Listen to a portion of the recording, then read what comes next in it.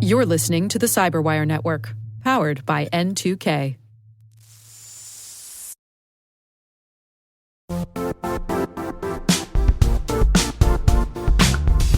Most security conferences talk about Zero Trust. Zero Trust World puts you inside. This is a hands-on cybersecurity event designed for practitioners who want real skills, not just theory. You'll take part in live hacking labs where you'll attack real environments, see how modern threats actually work, and learn how to stop them before they turn into incidents. But Zero Trust World is more than labs. You'll also experience expert-led sessions, practical case studies, and technical deep dives focused on real-world implementation.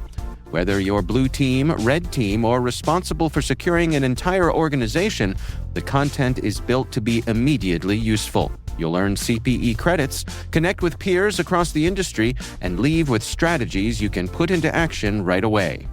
Join us March 4th through the 6th in Orlando, Florida. Register now at ztw.com and take your Zero Trust strategy from theory to execution.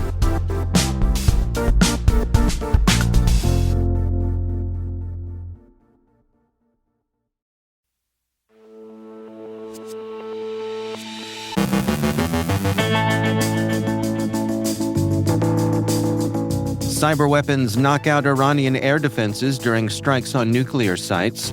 ShinyHunters dump more than 1 million stolen records from Harvard and Penn. Betterment confirms a breach exposing data from roughly 1.4 million accounts. Researchers uncover a sprawling scam network impersonating law firms. Italy blocks cyberattacks aimed at Olympics infrastructure. Critical bugs put N8N and Google Looker servers at risk of full takeover. A state-backed shadow campaign hits governments worldwide. OpenClaw shows how AI-powered attacks are becoming faster, cheaper, and harder to stop. Our guest is Tony Scott, CEO of Intrusion, sharing his perspective on evolving regulations and the realities behind critical policy shifts. And your smartphone may testify against you.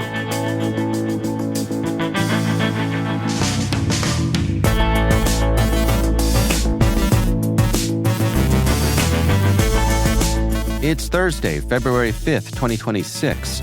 I'm Dave Bittner, and this is your Cyberwire Intel Briefing.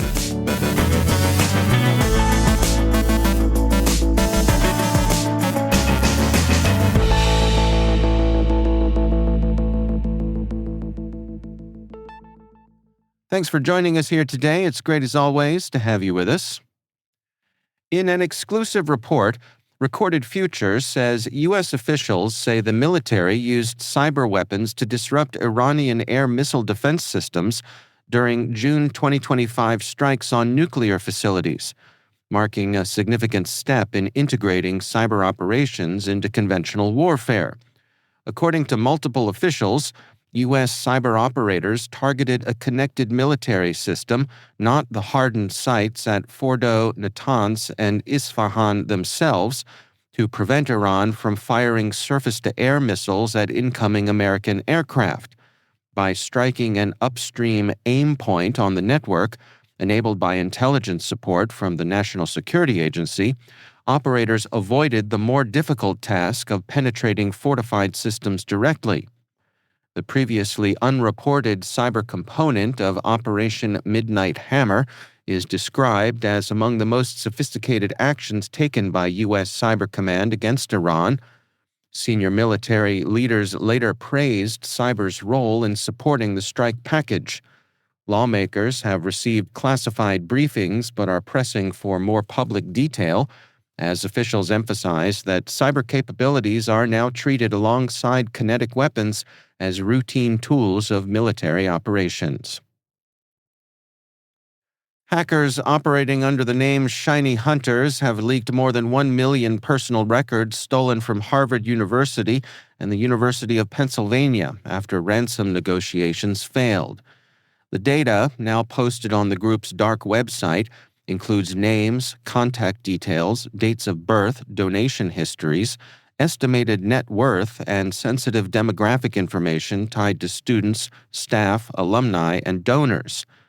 According to reporting later verified in part by TechCrunch, The breaches stemmed from stolen single sign-on credentials and voice phishing attacks, giving attackers access to internal systems including VPN services and development databases. Neither incident involved ransomware encryption. Instead, the hackers opted to publish the stolen files after talks collapsed, exposing affected individuals to potential fraud and identity abuse.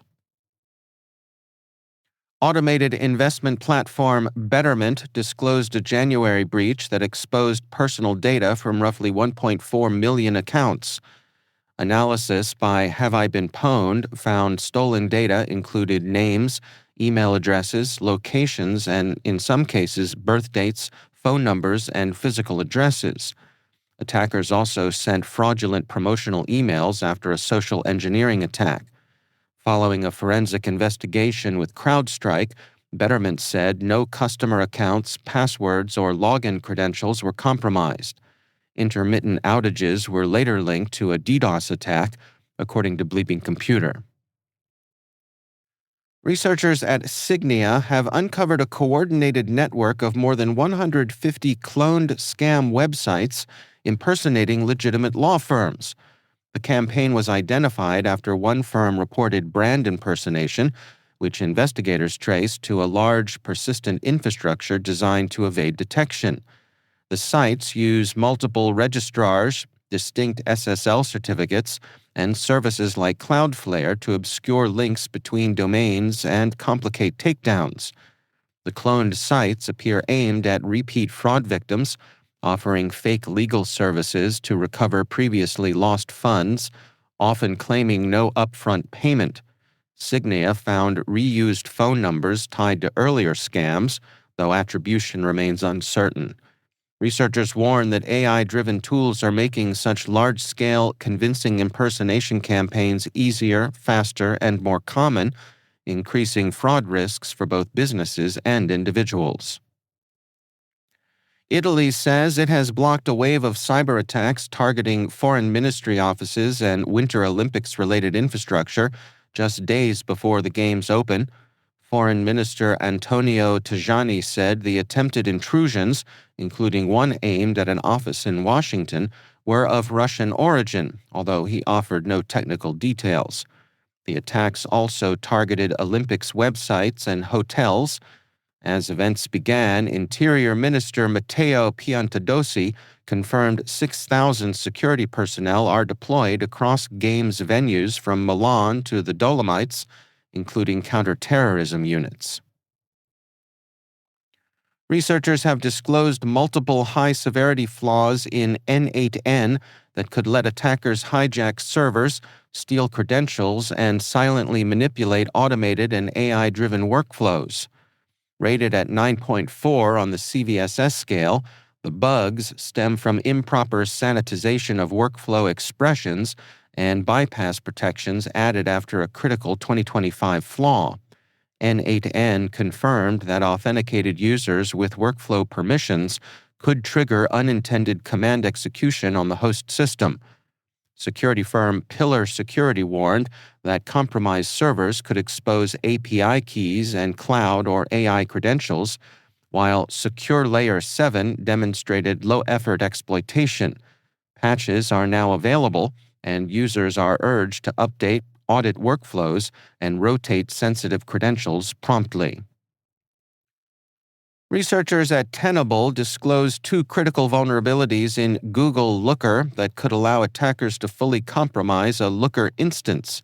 Dubbed Lookout, the flaws include a remote code execution chain that could bypass isolation controls in cloud deployments and enable cross-tenant access, and an authorization bypass that exposed Looker's internal MySQL database. Google patched the issues quickly in its managed Looker service, but organizations running customer-hosted or on-prem versions remain at risk until they apply updates. Because Looker often handles highly sensitive business data, successful exploitation could expose secrets, credentials, and internal configurations. Tenable urges affected organizations to verify patch levels immediately and review Google's security bulletin. Researchers at Palo Alto Networks say a state-sponsored cyber espionage group has breached government and critical infrastructure organizations across dozens of countries. The firm tracks the actor as TGR STA 1030 and calls the activity the Shadow Campaign.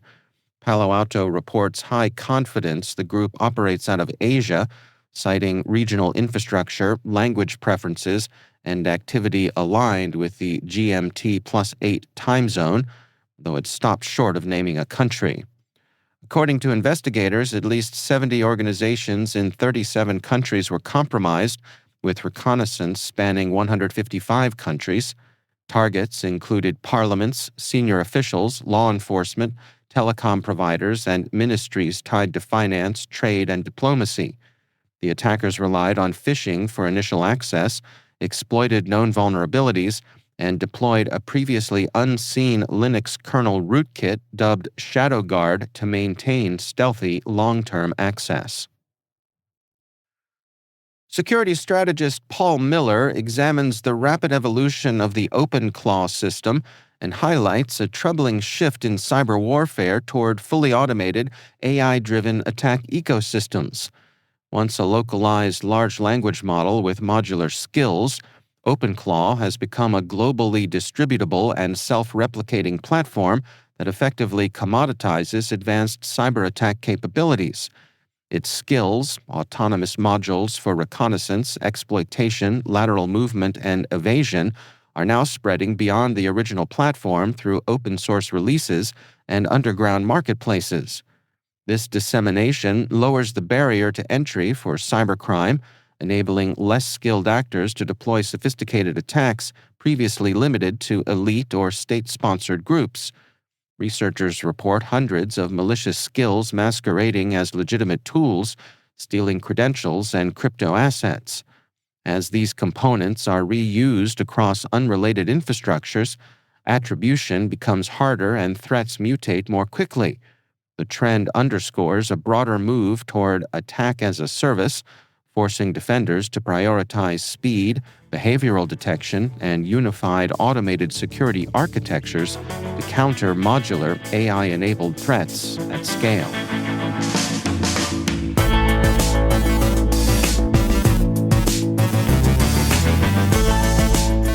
Coming up after the break, my conversation with Tony Scott from Intrusion.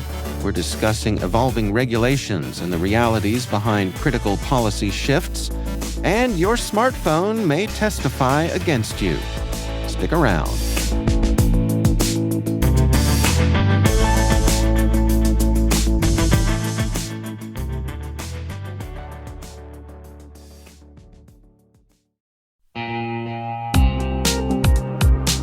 Ever wished you could rebuild your network from scratch to make it more secure, scalable, and simple? Meet Meter, the company reimagining enterprise networking from the ground up. Meter builds full-stack, zero-trust networks, including hardware, firmware, and software, all designed to work seamlessly together. The result? Fast, reliable, and secure connectivity without the constant patching, vendor juggling, or hidden costs.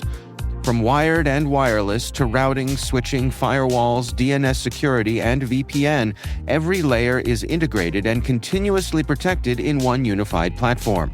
And since it's delivered as one predictable monthly service, you skip the heavy capital costs and endless upgrade cycles. Meter even buys back your old infrastructure to make switching effortless. Transform complexity into simplicity and give your team time to focus on what really matters, helping your business and customers thrive. Learn more and book your demo at meter.com/cyberwire. That's METER.com/cyberwire.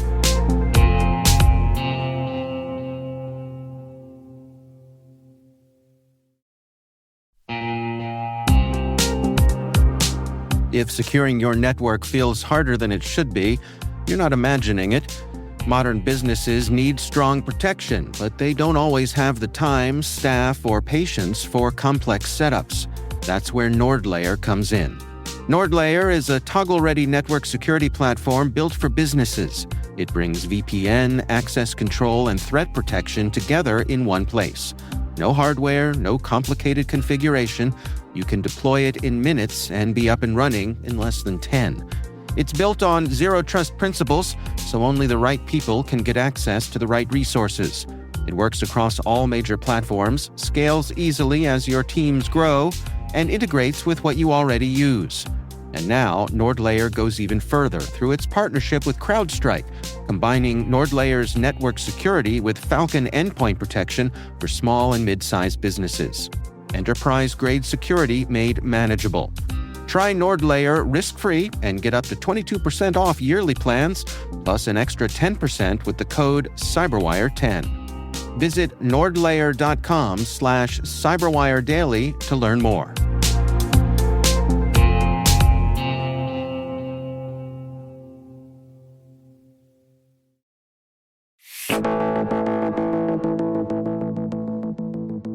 Tony Scott is CEO of a company called Intrusion and also a former federal CIO. On the most recent episode of Caveat, my co-host Ben Yellen sat down with Tony Scott to discuss evolving regulation and the realities behind critical policy shifts. So before we get into some of the content, we're going to be talking about the double-edged sword of regulation. I just wanted to learn a little more about your background. You've been in some incredibly influential organizations. You worked in the federal government under President Obama. Can you just talk about if there are common threads that have guided your approach to security technology across these kind of different spheres? Yeah, well, as you mentioned, I've had some pretty fun and cool roles. I was the federal CIO for the last 2 years of the Obama administration. And before that, I held CIO roles at VMware and Microsoft, at the Walt Disney Company. I was CTO at General Motors, ran infrastructure for Bristol Myers Squibb. And before that, a bunch of jobs in various large corporations. I did 2 startups, started my career at Sun Microsystems. And the common thread among all of those roles is I noticed even early on that cybersecurity was playing a larger and larger role in everything I was doing. There were more and more incidents occurring, and it just has been sort of the common thread and through line for all of the roles that I've ever had. 2 or 3 weeks after I started the federal CIO job, and I was still kind of learning where the bathroom was, we had the breach of the OPM systems, which was the Office of Personnel Management, and 21 million identities were compromised. And that was probably the worst of the things that occurred, while I was in a role.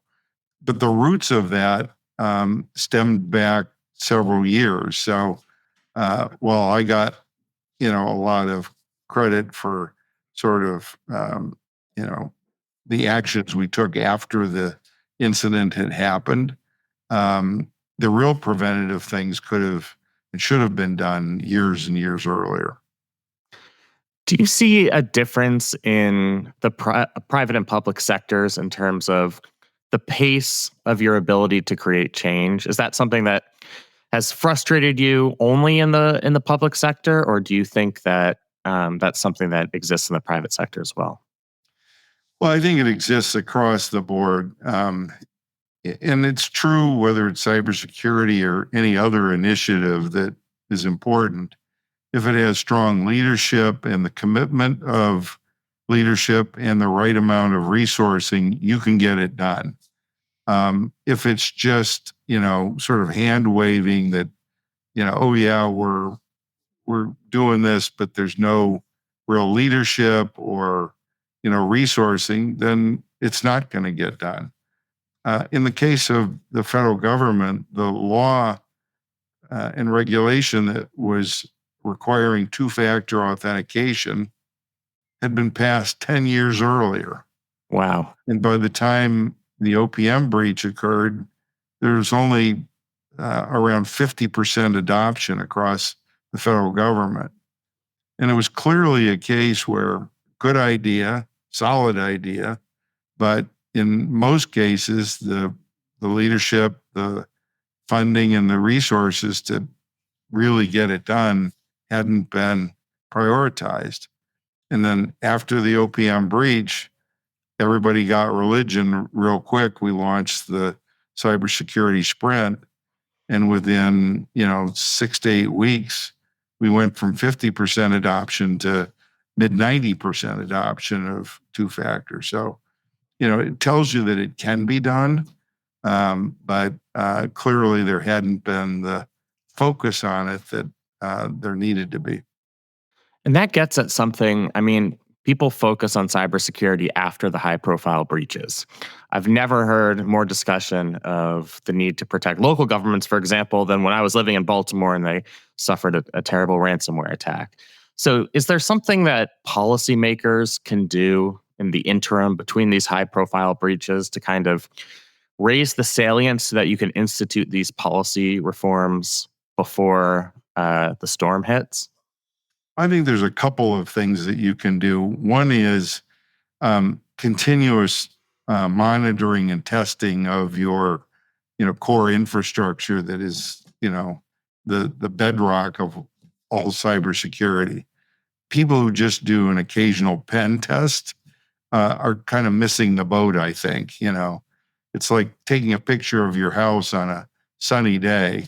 That doesn't tell you much about whether the roof is good during a heavy rainstorm or, other things that might be wrong with the house.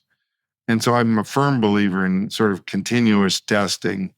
The second recommendation is, and this is a question all boards and leaders should ask of their IT organization, is, how modern is our core infrastructure, and are we replacing and upgrading regularly?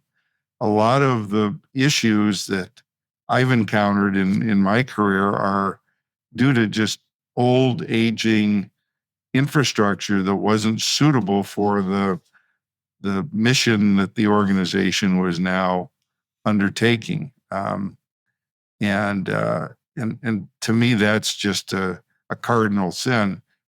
So to me, that's number two on my list for sure.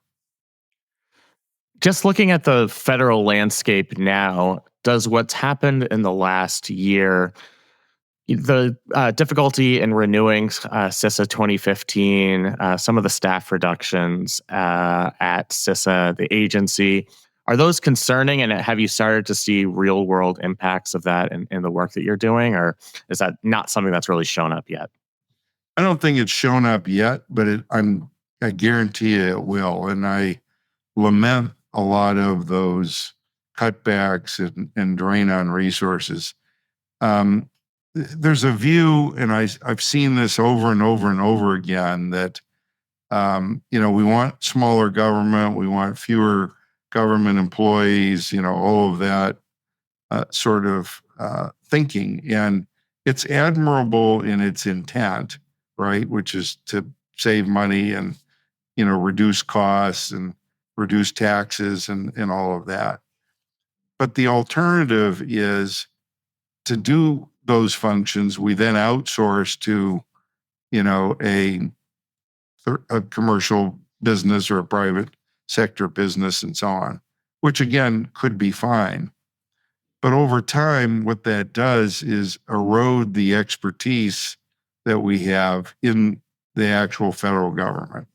And we turn government employees into just procurement specialists, Right. contract administrators and so on. I saw this when I was at GM. We had outsourced to EDS, turned all of IT over to EDS. And so the internal IT organization at GM was a handful of people at one point that lacked the technical expertise to, sort of lay out a strategy for the future. And in 1996, GM abandoned that approach, made EDS an independent company, and then started bringing back into the organization a real CIO, people with the right technical expertise and so on. And I joined in like 99 after this repatriation, if you will. So by bringing these capabilities back in-house, saved a ton of money, but probably more importantly, developed a much better strategy for IT, for the company.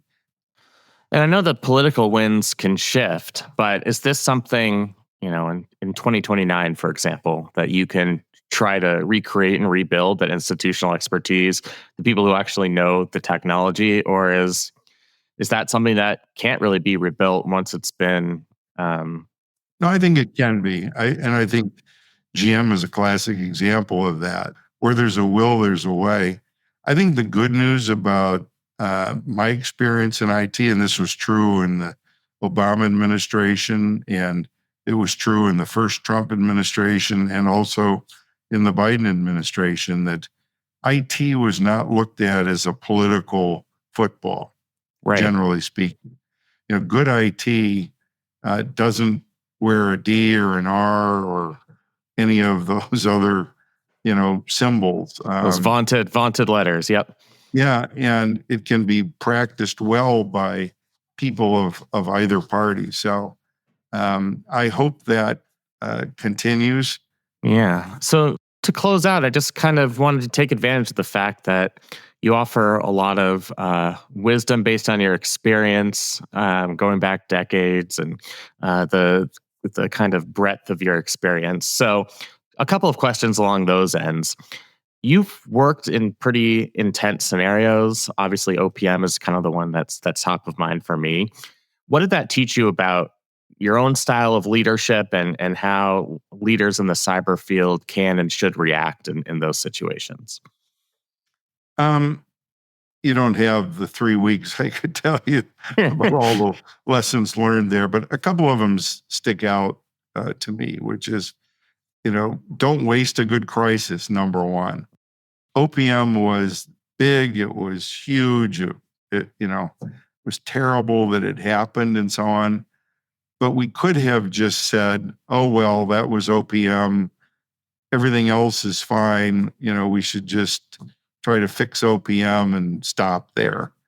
But I realized once we did the survey of all the federal agencies and discovered that there'd only been 50% adoption, I went, this is a big, terrible problem that we've got to go figure out how to address. And which ultimately we did. So, and I've used that in other roles. Whenever there's a crisis of some kind, recognize it, get after it, don't let it fester. Those are, sort of the top level learnings that I've had over and over and over again. It's not a one and done sort of thing. When we turned over the administration, my successor was really good about following up and making sure that we didn't slip back to, a bad state. And it became, a continuous focus of the federal CIO office to make sure that we were maintaining at least where we had gotten to, and there were a number of other ongoing improvements that were undertaken. So, to me, those are the big takeaways from that experience. Our thanks to Tony Scott from Intrusion for joining us. You can check out the complete version of our conversation on the Caveat podcast, wherever you get your favorite shows.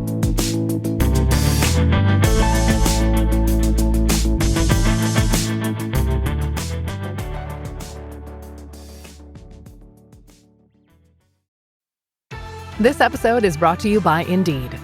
Stop waiting around for the perfect candidate. Instead, use Indeed sponsored jobs to find the right people with the right skills fast. It's a simple way to make sure your listing is the first candidates see. According to Indeed data, sponsored jobs have 4 times more applicants than non-sponsored jobs. So go build your dream team today with Indeed.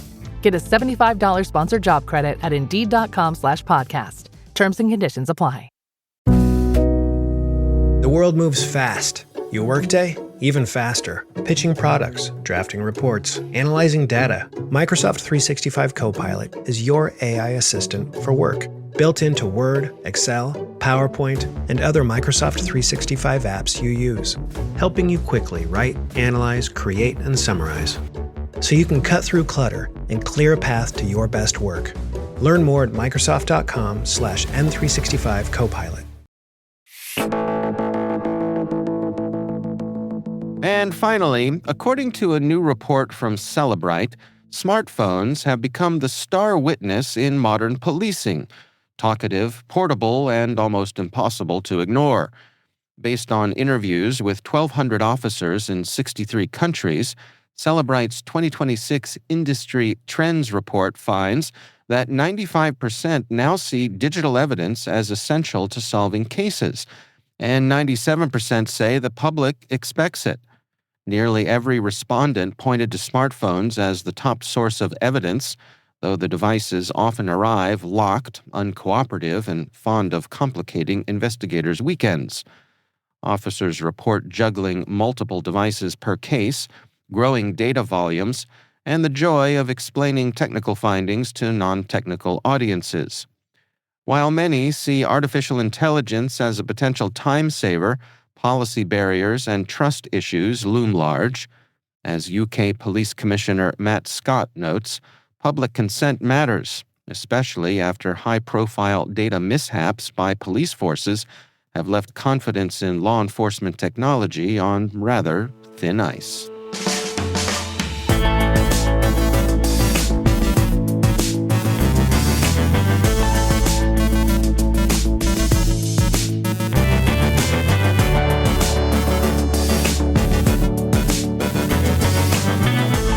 And that's the Cyberwire. For links to all of today's stories, check out our daily briefing at thecyberwire.com. We'd love to know what you think of this podcast.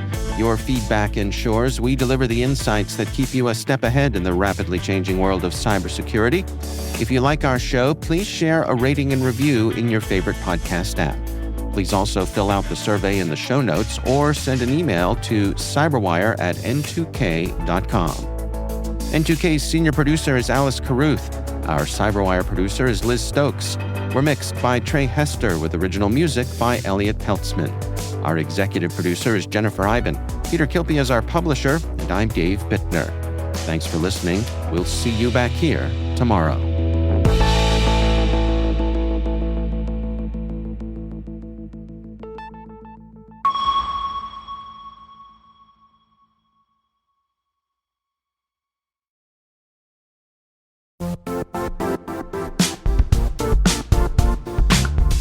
If you only attend one cybersecurity conference this year, make it RSAC 2026. It's happening March 23rd through the 26th in San Francisco, bringing together the global security community for 4 days of expert insights, hands-on learning, and real innovation. I'll say this plainly, I never miss this conference. The ideas and conversations stay with me all year. Join thousands of practitioners and leaders tackling today's toughest challenges and shaping what comes next. Register today at rsaconference.com/cyberwire26. I'll see you in San Francisco.